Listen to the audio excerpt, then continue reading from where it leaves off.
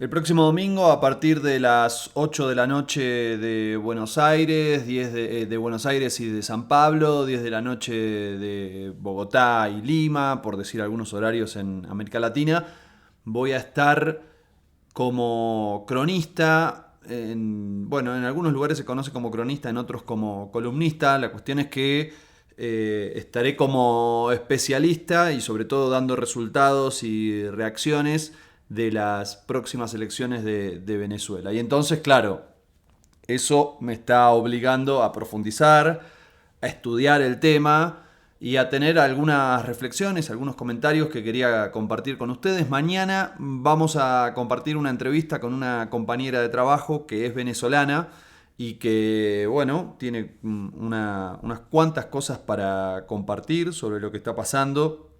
La verdad es que nos acercamos a las elecciones y hay muchas cosas para decir, lógicamente, ¿no? Hay muchísimos temas, hay muchísimas operaciones en un país que ha estado en un nivel de fractura política expuesta directamente y que de alguna manera llama mucho la atención. Hoy se están dando, en este momento, cuando estoy grabando este episodio, se están dando los actos de cierre de tanto del oficialismo, liderado por el presidente y candidato Nicolás Maduro, y la oposición, ¿no? Liderada por el candidato Edmundo González y apoyado por María Corina Machado, que es una candidata, una política que en este momento está inhabilitada por una causa vinculada a evasión fiscal, evasión de lavado de dinero, y en su momento también estuvo inhabilitada por sentarse en la OEA en representación del supuesto gobierno de Juan Guaidó, que bueno, finalmente nunca fue votado por las venezolanas y los venezolanos. Claramente hay dos sectores políticos, ¿sí? Muy marcados: el oficialismo, el chavismo, con el liderazgo histórico de Hugo Chávez, que fue heredado con sus particularidades, con sus diferencias, con su propia personalidad, por Nicolás Maduro. Es la persona que designó el propio Hugo Chávez en su momento.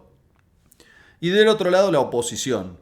Una oposición muy clásica, muy vinculada a Estados Unidos, vinculada también a sectores de la derecha tradicional de países europeos, que hace muchos años que es opositora al chavismo y que, bueno, con el tiempo se fue fortaleciendo. La posibilidad que da esta elección es que finalmente habilite un diálogo.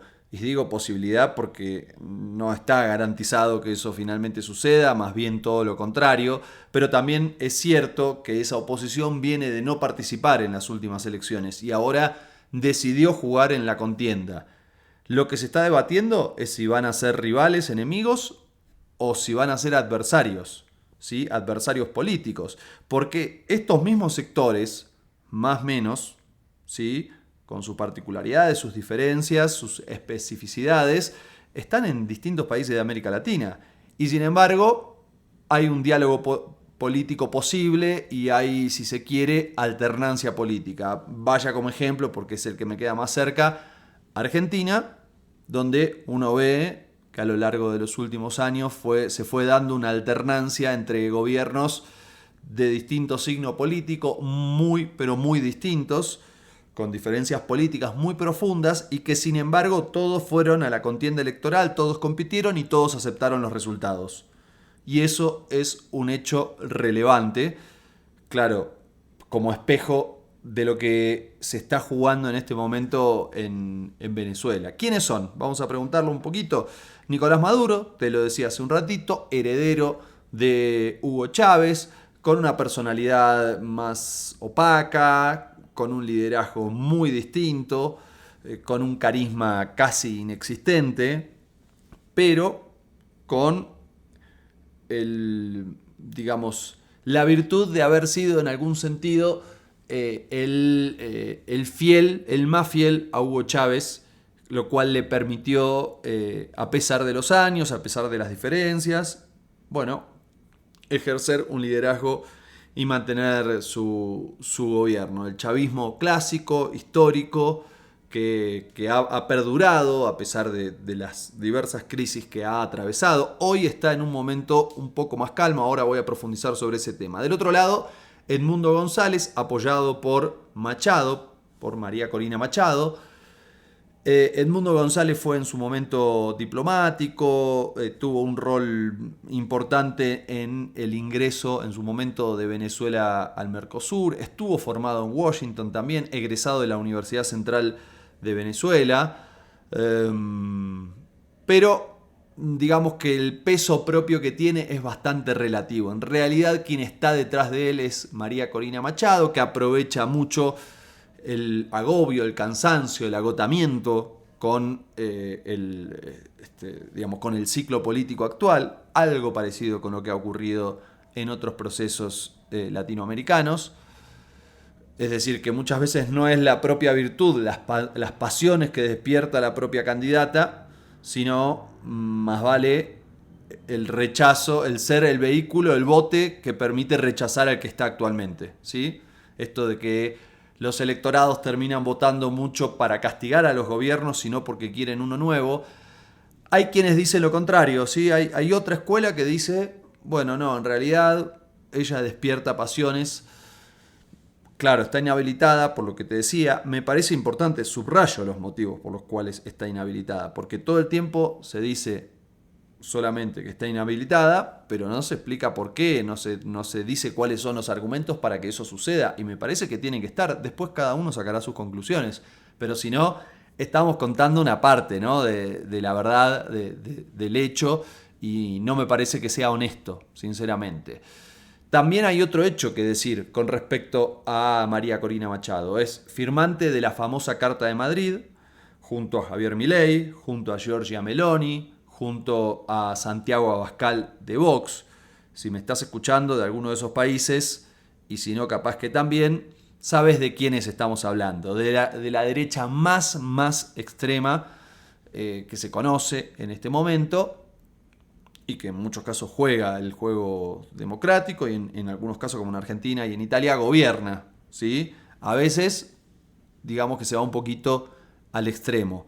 Pero está clara ahí cuál es la jugada y en dónde se enlaza a nivel internacional. Porque también se habla de la candidata y de la opositora y de lo que despierta, pero nunca de cuáles son sus ideas políticas, cuál es su ideología, con qué otros procesos políticos empalma. Bueno, acá yo te lo estoy contando porque me parece que es justo que sepas qué es lo que está detrás o cuáles son las ideas que hay detrás de cada líder, de cada dirigente. Uno escucha en la cobertura un sesgo con respecto a Venezuela, que se habla o del régimen o de la dictadura. Hoy leía, por ejemplo, una nota de Folia de San Pablo que habla de la dictadura. La verdad que, no sé, hablar de dictadura en un país donde ahora, en este momento, mientras te estoy hablando, hay 2 actos multitudinarios de cierre, donde todas las personas se manifiestan, donde digo, hay lo que sucede en los actos políticos, me parece mucho. Y me parece, sobre todo, banalizar la dictadura, porque realmente una dictadura, vengo de un país que tuvo 30.000 desaparecidos, producto de una dictadura, y muchos exiliados políticos, ¿sí? Muchos perseguidos, muchos presos políticos también. Eso es una dictadura, ¿sí? Quienes aplican un plan sistemático de desaparición de personas, quienes torturaron gente, quienes robaron bebés. No sé, me parece demasiado decirle dictadura cuando aparte vemos que hay manifestaciones en las calles. Distinto es decir que hay violencia política o signos de violencia política. Sí, yo creo que por lo que se ve y por las denuncias que se hacen, algo de eso efectivamente puede ocurrir. Desde la oposición se denuncian detenciones arbitrarias, desde el oficialismo se denuncia sabotaje por parte de la oposición, hechos violentos. Bueno, eso sí, efectivamente se visualiza, o por lo menos hay denuncias que están presentes y que obviamente corresponde mencionarlas. Es cierto que Venezuela está atravesando en diría el último año, los últimos 2 años, una mejora en la economía y sobre todo en la calidad de vida de la población. Con ciertos matices, no es que está todo bien, pero con problemas que se han superado aparentemente. Por ejemplo, lo que dicen votantes de prácticamente todas las fuerzas políticas, porque también además en esta investigación fui escuchando a algunos colegas que están allá en Venezuela y entrevistaron a algunas personas, a algunos ciudadanos que votan a los 2 partidos políticos, y lo que contaban es que se superó la etapa del desabastecimiento, como que eso está más calmo, y también es cierto que hay un problema con el poder adquisitivo, ¿sí? O sea, como que no hay parálisis de la economía, pero la plata no alcanza, hay mucha gente que tiene varios trabajos para poder hacer un ingreso, algo que por otro lado es una realidad que ocurre en muchos países, no solamente en Venezuela. Aparentemente, según datos macroeconómicos de distintas instituciones internacionales legitimadas, reconocidas por distintos enfoques políticos, se contuvo la inflación en el último año y también creció la economía.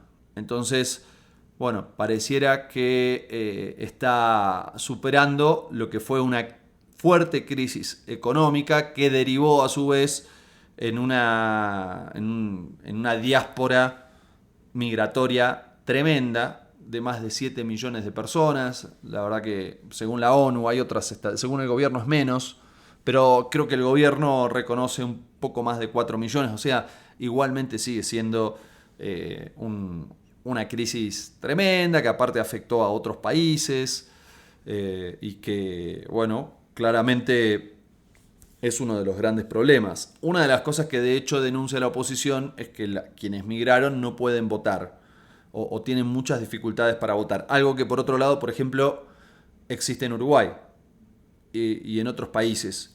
Y es una buena discusión, si quienes viven fuera del país pueden votar o no. Me parece un debate aparte que se puede dar. Ahora, lo que sí está en discusión es la razón de esa migración masiva. Porque hay quienes dicen que es una pura responsabilidad de la política económica del gobierno y también de la persecución política o de la violencia ejercida por el gobierno. Y hay quienes dicen que en verdad tiene que ver con un bloqueo que se llevó adelante sobre Venezuela, ¿no? Esto es una política bastante común por parte de Estados Unidos, lo hace también con Cuba y ha suscitado el rechazo de parte de prácticamente todos los líderes de América Latina, porque claro, ¿qué es lo que dicen? Fundamentalmente Lula, en su momento lo decía Alberto Fernández cuando era presidente de Argentina, dicen los bloqueos castigan a las poblaciones más no a los gobiernos. Entonces dicen que es una política injusta. Recordemos que Cuba soporta un bloqueo que lleva ya décadas y que sí, efectivamente tiene consecuencias trágicas, porque eso es lo que hay que decir, como la migración, como el hambre, como la parálisis económica, la falta de insumos fundamentales, el desabastecimiento. Eso es cierto. También es cierto que en su momento la era dorada de Chávez, desde 2002 hasta 2008 esencialmente, tuvo un fuerte crecimiento del precio del petróleo. Y recordemos que Venezuela es un país petrolero.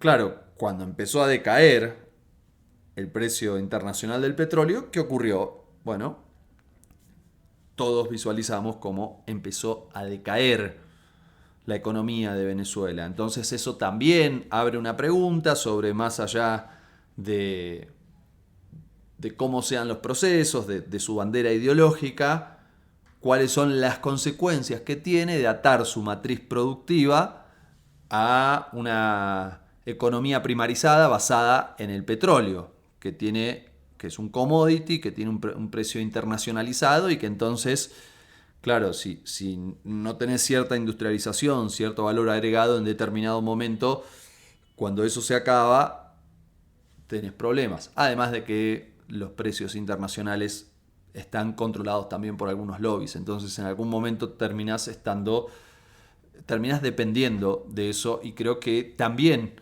es un buen debate que por supuesto no lo veo presente en esta elección, tampoco lo ha planteado la oposición, pero creo que es lo que está en el fondo de lo que ha sucedido en Venezuela en este tiempo. Por supuesto, me encantaría que lo sigamos conversando, que lo charlemos en los comentarios. Me han dejado diversos comentarios, algunos más enojados, algunos más acordando con lo que estamos conversando, pero bueno, la idea en todo caso es abrir el debate y no cerrarlo. La cuestión es que además la oposición empezó a no encontrar los caminos para poder enfrentar, pasó mucha agua bajo el río y no voy a explayarme en toda la historia de lo que ha sucedido. Es bien interesante, pero no lo voy a hacer ahora.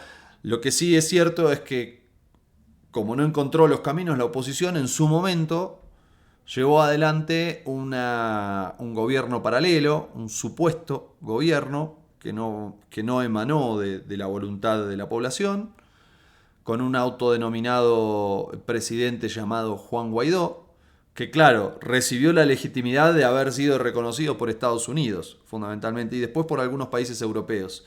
Y eso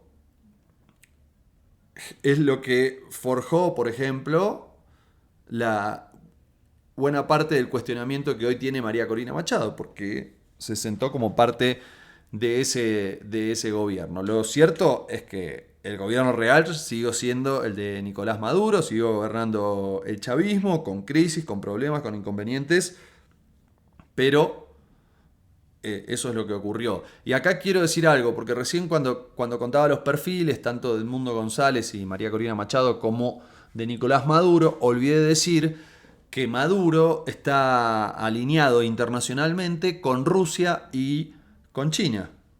¿Sí? Bueno, con Cuba también, con Nicaragua. Básicamente ese es el eje en el cual se mueve y el arco de apoyos que tiene. Y uno dice, bueno, está medio aislado.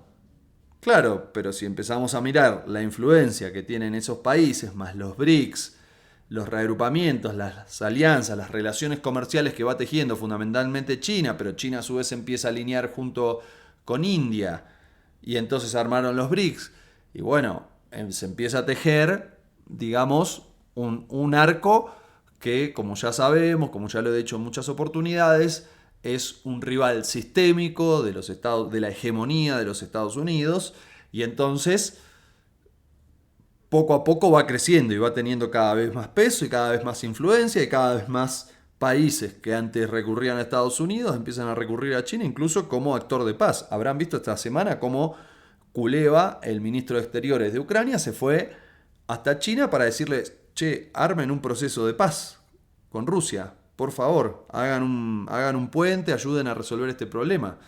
Claro, ¿por qué? Porque ve que China sí resuelve algunos inconvenientes con diplomacia, ¿sí? Como lo consiguió con el acuerdo entre Arabia Saudita e Irán, y como lo consiguió también esta semana a partir de juntar a todas las facciones palestinas, incluidas Fatah y Hamas, para que finalmente lleguen a un acuerdo y ya dar un paso en relación a lo que puede llegar a suceder en la resolución del conflicto de Gaza en este momento, de lo que está sucediendo, de la invasión, del ataque de Israel, que ya va matando a casi 40.000 personas.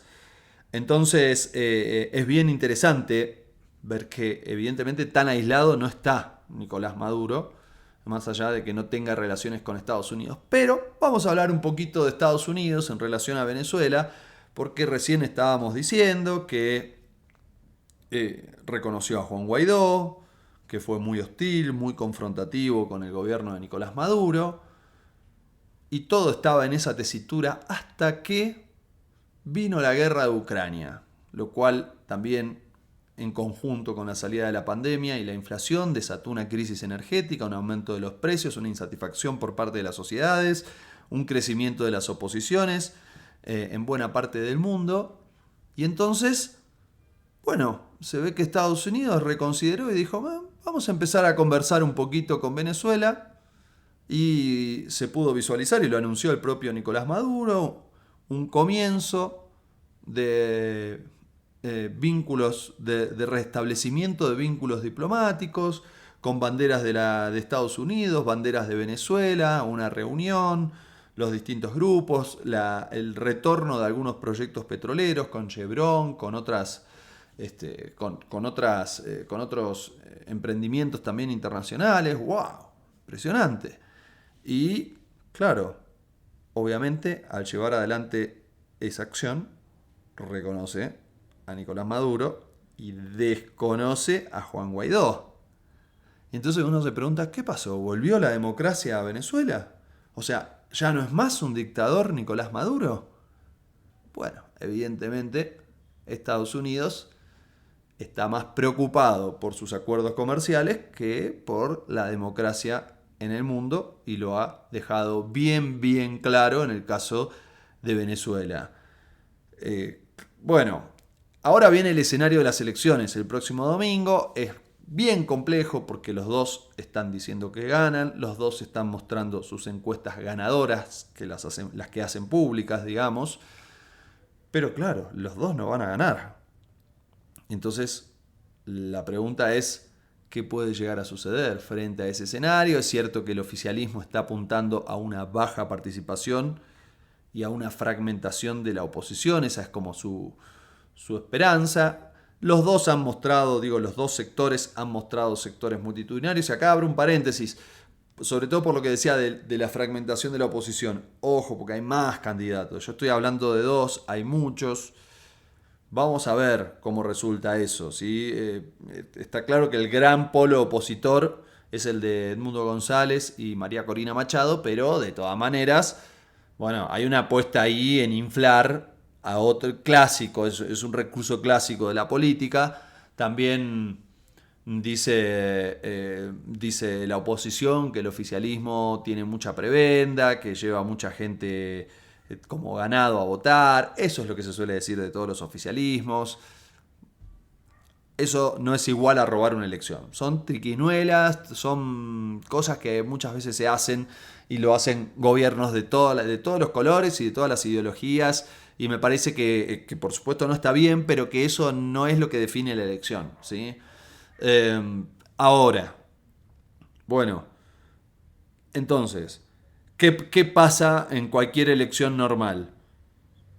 Gana uno, pierde otro. ¿Y qué pasa con el que gana? Festeja, y el que pierde lo felicita y chau, se acabó, se terminó la elección. Listo. Y nadie puede patalear después, ¿sí? Bueno, es difícil. Uno piensa, ¿y sucederá eso? ¿Saldrá Edmundo González a felicitar a Nicolás Maduro, o Nicolás Maduro a felicitar a Edmundo González? Lo veo difícil. Lo veo bastante improbable. Ojalá suceda. Sería muy saludable para Venezuela y también para toda la región, porque esto está suscitando un conflicto generalizado. Y además me parece que ayudaría ese principio de estabilidad política a encaminar esta recuperación económica que evidentemente empieza a tener Venezuela incipientemente, porque ya me van a poner en los comentarios, ¿qué decir? Recuperación económica, si acá está todo mal, bla, bla, bla. Bueno, comparando con lo que sucedía con tocar fondo, ¿no? Tampoco digo que sea toda una maravilla, como tampoco lo es en la Argentina y en muchos países de la región. Así que, si es por crisis económica, digamos que el mundo y América Latina están bastante jodidos en relación a esto. Bueno, ahora, si ninguno de los dos sale, ¿qué aparece? Bueno, el tema de las observaciones internacionales, el Instituto Carter, el está una delegación de la ONU. Me ha comentado algún especialista vinculado a la oposición, digo para que sepas de dónde viene, no tengo por qué desconfiar de su palabra, y yo no lo pude verificar, pero él me ha dicho que son como que no tienen capacidad de verificación, que quien sí la tenía era la Unión Europea, y Venezuela ha tenido una política de no aceptar la verificación de países que aplican sanciones contra su propia nación. Entonces, bueno, después están algunos delegados internacionales importantes que van a estar. En principio, hay que ver qué pasa, pero en principio está Celso Amorín, quien fue canciller histórico de Luis Ignacio Lula da Silva, un hombre que ya está más avanzado en edad y que además compartió el espacio con el propio Nicolás Maduro, porque cuando buena parte del gobierno de Chávez, Maduro era el canciller de Chávez y Amorín el canciller de Lula. Entonces se encontraban en muchos foros, en muchas instancias internacionales, supranacionales, regionales, recordemos que no es solo el G20, está la UNASUR, o estaba la UNASUR, el Mercosur, había diversas instancias bien interesantes y claro, estos dos muchachos tenían una relación muy cercana, además de que el propio Nicolás Maduro fue muy solidario con Lula cuando estuvo detenido y eso de alguna manera juega. Claro, hubo algunos roces, ¿no? En los últimos días. Dijo, Lula lo criticó, esto también me hicieron comentarios en el video, Lula lo criticó a Maduro porque dijo que se asustaba por un comentario, pero resulta que tomó un recorte periodístico, el comentario no era completo, un comentario sobre un baño de sangre, utilizó las palabras baño de sangre, pero para decir que eso era lo que estaba pensando la oposición. Pero en la mayoría de los medios se difundió como que en realidad Maduro dijo que si no ganaba había un baño de sangre para ver el grado de distorsión que hay también, ¿no? Muchas veces. Y no, la verdad que no, la verdad que no había dicho eso, bueno, se agarró de eso y Lula dijo que lo asustaba. Entonces, después, bueno, le volvió a responder Maduro, le dijo que se tome lo mandó a tomar un té con manzanilla, dijo que el que se asusta, que se tome un té con manzanilla. Y además criticó aparentemente, la verdad que todavía no pude chequear bien, pero aparentemente habría cuestionado el sistema electoral de otros países, entre ellos el de Brasil, y entonces el Tribunal Superior Electoral de Brasil decidió no enviar una delegación que tenía pensada enviar allí a Venezuela para las elecciones, y esto, bueno, nada. Y además Alberto Fernández, el expresidente de Argentina, también había sido invitado como observador. Fue a una radio de Argentina, Radio Con Voz. Le preguntaron por el tema y él dijo, el que pierde tiene que aceptar el resultado, nada más. Eso le molestó a Venezuela, dijo que ya no era imparcial, y entonces le retiró la invitación. Alberto Fernández, quien lo compartió en sus redes sociales, esta idea. Es cierto que en esa declaración periodística no dijo que solo Maduro tenía que reconocer los resultados si perdía, y después cuando lo acomoda en un tuit posterior dice que tanto Maduro como la oposición, el que pierda tiene que reconocer los resultados, lo cual es una obviedad, no es nada extraño. Y sin embargo, bueno, le retiraron la invitación. Hay que ver qué pasa con la participación del canciller de Colombia. Hay versiones encontradas con respecto a su participación, por lo menos hasta lo que yo pude ver. Y México también hay que ver qué ocurre, ¿no? Pero bueno, ha sido siempre un espaldarazo importante. Yo creo que lo de Lula es muy importante, ¿sí? Y lo de Brasil, porque primero por el peso que tiene en la región Brasil, ¿no?